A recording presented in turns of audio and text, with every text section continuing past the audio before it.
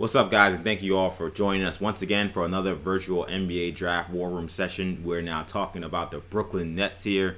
Kendall, obviously, you're a Celtic fan, I'm a Knicks fan, so we're very familiar with the Brooklyn Nets, them being in the same division, not necessarily fans of this team per se, but this should be an interesting conversation. The Nets come into this offseason one of the more interesting teams, not necessarily because of what they will do in terms of big moves, maybe potentially, but I think more of just how they figuring out the rest of this roster when you have the addition of Kevin Durant, who's been out all season with an injury, obviously the Achilles tear, coming in, and that's a massive change to the team. And of course, Kyrie Irving, who only played about 30 plus games this year, he comes back into the fold as well. So it's kind of odd, kind of checking out this Brooklyn team and trying to figure out what their draft needs are, because we really don't know what this team really is going to look like when you talk about Kyrie and KD kind of taking charge as their top aces. Yeah. I mean, obviously, a lot remains to be seen in terms of what this team looks like with Kyrie Irving and Kevin Durant. I mean, we know what they look like with Kyrie Irving without Kevin Durant. But we don't know what the Kevin Durant piece looks like yet, and that's a major kind of not elephant in the room, but that's a major question mark, a major variable, I should say, in terms of what the outcome for this Brooklyn Nets team is next season, but also how they decide to operate in the draft. But EJ, you could break down where they're at right now. Yeah, so let's talk about the Nets and how they come into this NBA draft. So they have picks number 19 and 56. They finished with a record of 35 and 37. They did make it to the bubble. They lost in the first round, swept by the Toronto Raptors. Free agency this year, we have Joe Harris, who likely probably moving on after this season. Wilson Chandler is also a free agent. And then the rest of this roster is really weird because they signed all these guys to these like vet minimum deals just to have a roster available to them for the bubble, because so many guys had either opted out or you had guys that that were injured that actually couldn't play or even got COVID in the sense of Spencer Dinwiddie. We hope that he is feeling much better. So you got Chris Chioza, who's a two-way player who they had all year, and he ended up kind of being their starting point guard and got a ton of minutes in the bubble. He's on a two-way deal. They got to figure out what to do with him. Tyler Johnson came in and played okay as well. He's also one of those players that came in for the bubble. He's going to be a free agent. Lance Thomas, Justin Anderson, Dante Hall, and Jeremiah Martin also on a two-way deal. Kendall, when I look at this team, perimeter defense I think is an issue. I know that they do have some of those 3-and-D type guys with Prince and with Garrett Temple, but the Nets, when I look at their defense, they were 27th in steals. That tells me that they're not really all that disruptive on the perimeter. So perimeter defense will be an issue. I do think maybe they want to look into some rim protection if you are talking about getting rid of Jared Allen, which may also happen considering DeAndre Jordan signed for 3 more years. Versatile front scoring, I think, also is an issue with this team. Kendall, Courage really struggled this year in his second year with the team. I think he was kind of looked at as their stretch 4 option. DeAndre and Jared are kind of redundant. I think they need someone who can score outside of just kind of pick and roll, lob threat kind of players in the front court. And spot up shooting, I think, is a. I was surprised that this would be such a big need, but obviously when you talk about the loss potentially of Joe Harris, and even with Joe Harris last year, Nets were 9th in three-pointers made, but only 25th in percentage. And you had Wilson Chandler, Spencer Dinwiddie, Taurean Prince, and Garrett Temple all shooting the low 30s on volume from 3. So that's kind of where it shakes out the way I see it coming into this NBA draft. Kind of, what do you make of the team's needs and their free agents that they may have, or guys that may be on the block?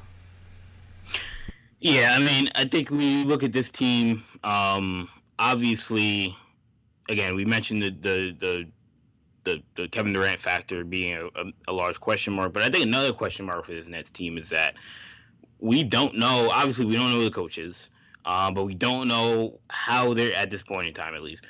But we also don't know how they're going to operate in terms of whether or not they're going to consolidate a lot of those young, talented players that you talked about, Karis LeVert, who really emerged at the end of the season and in the bubble, and Obviously Spencer Dinwiddie, who we didn't see in the bubble, but has had a meteoric rise in his career the last couple of years.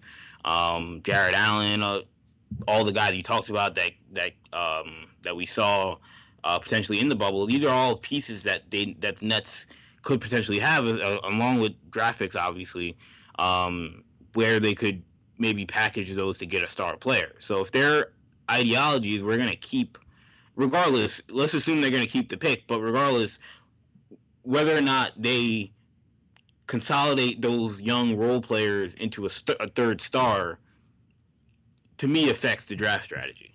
Because if you tell me that they're going to get Bradley Beal, Zach LaVine, some other third star, CJ McCollum, whoever that guy is, then I feel like you need at 19 to draft somebody that could help you right away. Because your depth, which has been somewhat of a strength for this team, a team that's been able to overcome injuries the last 2 or 3 years, regardless of who's in and out of the lineup, because they have a lot of good young players. If you use those young players to get another star, you're now thin. And because of that, I would say you need to draft somebody that can help you right away. But if we're assuming that the roster is what it is now for the most part, and they go forward with LeVert and with Dinwiddie and these guys, I feel like they can take more of a swing, take more of a Denver Nuggets like Bol, Michael Porter Jr. like swing, and say, you know what, we need a blue chip talent, because I think a lot of the young players they have, while solid role players, I think Karis LeVert's the only one of them that has all-star potential. And, when you're talking about having Durant and Kyrie, those guys obviously could help the development of a blue chip like talent. So if that guy's available at 19, that's certainly something I would look at if we're assuming that the roster is what it is now. And I'll let you go then. When you're looking at that 19th pick, who's a blue chip type of prospect that you think they should look at? Yeah, I mean, look, this is a player that is controversial. I have two guys, but the first guy I'm going with is a controversial talent. We've talked about guys that we're always comparing guys to Kevin Durant, and it never really works out. I don't remember the last time we've compared a guy to Kevin Durant, and it's ever worked out. I don't think it has. Brandon Ingram's the closest. Brandon Ingram just won most improved player. He's a very good player. All-star player. Yeah. Right. Yeah. He's not Kevin Durant, but he's a very good player.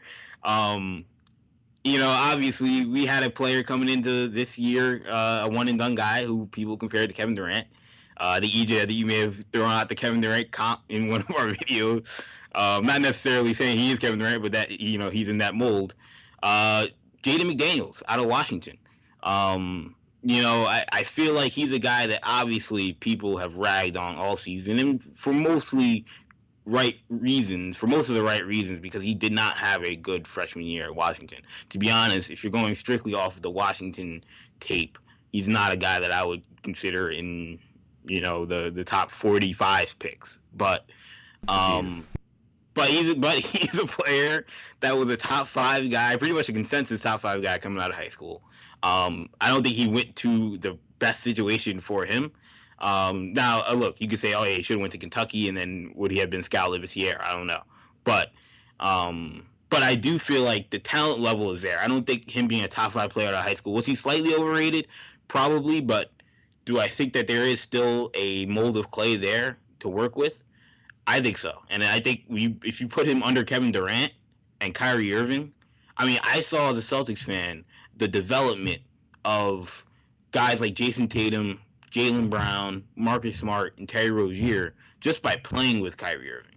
Like, when you play with a guy with that talent level every day in practice, all of a sudden these guys' handles were much better than they ever were. All of a sudden these guys' jump shots were much better than they ever were. So maybe it's just the natural growth and progression of these guys, but I also think some of that is playing with a superstar like Kyrie. And we've seen it even a little bit in Portland with Anthony Simons and Gary Trent, and they've been very impressive this year. Trent played really well in the bubble and in the playoffs. And both those guys were dominant in the summer league. So yeah, kind of iron sharpens iron kind of deal can work when you talk about working with top notch talent. Well, if you've got a guy like Jaden McDaniels who has the baseline for a lot of talent, a lot of things to work with, he just needs a ton of refinement. playing behind Kevin Durant for 3 years seemed like a great way to start out. And another guy, if you're going more for a guard, if you're saying to yourself, all right, we maybe we do have Dinwiddie, or maybe we lose Dinwiddie. I don't know what the situation is, but we do need another young point guard because Kyrie's injury prone. Dinwiddie's had injuries, and we just feel like we don't have a lot of good young guards. I would look at RJ Hampton as well. Another, guy who is, more highly touted coming out of high school. Another guy that probably has a lot of room to improve and may not be ready to contribute right away. But I think playing next to Kyrie and playing with Kyrie and Durant, I don't know if RJ Hampton's a true point guard, but I think he can play with those guys. And I actually think that his skill set would actually fit well with Durant and Kyrie, assuming that he's willing to defend. If he's willing to defend and play on that end of the floor, which has not always been his calling card and is not always a calling card of many guys that are top 5, top 10 guys coming out of high school. If he's willing to commit to playing defense, I think he's a guy who could help you early on, but also has a high upside. So and could be there at 19. Like of course, I could say, yeah, they should look at LaMelo Ball, but like he's not going to be there, obviously. But if you're talking about getting another guy with a high skill level and a high, ceiling, I think Jaden McDaniels and RJ Hampton fit that bill, and I think the Nets are the team most equipped in that range to take a risk on those guys. Yeah, I do think that, when I looked at targets, I did kind of consider, this could be a team that maybe you say, okay, we have a rotation that's kind of set. Even if we do end up trading some of these guys, they still have some depth. So you would think that, you might not have a guy that comes in right away and plays for you. So maybe you do take a flyer on one of those guys. I went with a little bit more of, if I look at the weaknesses of this team as presently constituted, how would I try to improve them with the 19th pick? To me, there were two guys that stood out that I thought made sense for them. First being Jalen Smith from Maryland. I talked about him with the Boston Celtics. I think that he even definitely could be an option at 19 for the Nets. As I said, the Nets, I think they lack versatility in their big men. Again, Courage did not shoot the ball well this year, and Jordan and Jared Allen. Both of those guys are very similar, and I think there's a very good possibility that Allen isn't on the team next year. So if you trade Allen, you want to fill that spot with somebody who's not the same as DeAndre Jordan. So I think that's why someone like Jalen Smith makes sense, because he can stretch the floor, he can play 4 and 5, and he's a high IQ, high intensity, high motor player, and those are the kind of rookies that can get time and be effective. I think he'd be a great fit for this team, and that's if I was going big, especially considering the situation at center. I would go with someone like Jalen Smith. If I was going with someone on the wing, which I do, like I said, I do think is an issue, considering I just think they got terrible play out of Prince and Temple for the most part. I know they bring some defense, but offensively they didn't really do anything. They were very poor shooters from 3, and right. I think, to me, that 3 position is a position they're gonna have to figure out. They haven't figured that out yet either. Right now, they've been trying to play a lot of 3 guards, but the problem becomes when you do take one of those guys out and you try to play Kyrie, Dinwiddie, and LeVert all at once. Now your defense slips a great deal. So you need to kind of find a balance in there, or at least get a guy who you feel confident in maybe developing into that kind of player over the next 2 or 3 years. And I took a look at Tyler Bay for that spot. Tyler Bay, a guy out of Colorado, 6'7", 220, really great athlete, a top-notch defender. I tell you what, if there was anything in this draft, I know we talked about how there isn't as much shooting as maybe some teams would like, and I think the Nets would be one of them, because I do think they need outside shooting. That you can find perimeter defenders in this draft, and I think that Bay comes in. He's a guy who doesn't need the ball in his hands. The Nets have a lot of guys who are isolation scorers. I don't know how many of these guys will be on the team next year, but when you consider you got Dinwiddie, Kyrie, LeVert, and now Kevin Durant involved, I'm not getting a guy who needs the ball in his hands to be very effective. And Bay's perfect because he doesn't. Bay does a good job moving without the ball. He's an excellent rebounder. He's probably the best 3-man rebounder in this draft. So he'll go after the ball and get some putbacks on offensive rebounds. He's even proven to have some shot blocking ability, even at 6'7". I think he's just a really, really solid player. It's not a guy you're expecting to be a star. He's not a guy you're expecting to turn into a 20-point scorer. But I think if you're trying to find a guy who showed even in college the capabilities to fill a role, Tyler Bay, to me, is a solid pick for the Nets at 19. Yeah, I mean, I like the Tyler Bay pick, especially if you are going for somebody that you feel like you need help right away, and you're like, we need somebody who, we talked about it in our lottery preview. We need somebody who's bubble ready, somebody who can step into the bubble right away and can play. I think Tyler Bay is one of those guys at 19 that could be like that. I think another guy that could be ready right away for them, if they do go in that route, two international players. I think if they do look for a point guard, I think Theo Maledon is a guy that could be more NBA ready. If they feel like they don't want Spencer Dinwiddie, or they move off Spencer Dinwiddie and they need to replace him, I think Theo Maledon could be a good look. We saw what Timothy Luwawu-Cabarrot did for them in the bubble. He played really well, so they may feel like getting another French guard may be in the cards. But if you're looking for another guard or another wing, I think Leandro Balmaro could be an interesting look for the Brooklyn Nets. A guy that I could see playing in playoff games. Obviously he's very he's plays for FC Barcelona, or not FC Barcelona, but plays for Barcelona. He does not play with Lionel Messi. And Messi ain't playing for them either. Yeah, fair enough. He has a better chance of playing FC Barcelona next year than Messi does. But no, this guy is really a kind of a jack of all trades kind of player. Somebody who plays with a lot of flair. Definitely plays with a Manu-like flair, I would say, and has that same irrational confidence. I don't think the game is all there, but is he a guy that has the moxie to play in a playoff game next year? I don't doubt it. So I think he's another guy that the only concern is that you just drafted Donzan Musa, 2 years ago, and Rodions Kurucs, and so is there overlap there? Balmaro and Musa are kind of similar, but Musa hasn't really worked out. So at what point do you say to yourself, we were playing Tyler Johnson and Timothy Luwawu-Cabarrot over this kid that we drafted, who we thought was a steal at 27 or wherever they got him 2 years ago, who hasn't really been able to produce. They may have to start looking at other guys to fill that role, because I don't know if Musa is the guy. Yeah, the one thing on Balmaro is, to me, I talked to you about him off air. He's one of my favorite players in this draft. I think whoever gets him, they're getting a guy who's going to contribute next year or whenever he comes over. I do feel like the one concern I would have is with this team, how many of these guards are still on the team? I'm not drafting him if I have, Dinwiddie and Kyle Levert still in play, because he's a similar player. I mean, he's a pick and roll kind of slashing kind of guard, or a wing player, and they have too many of those. That's exactly why Musa has struggled.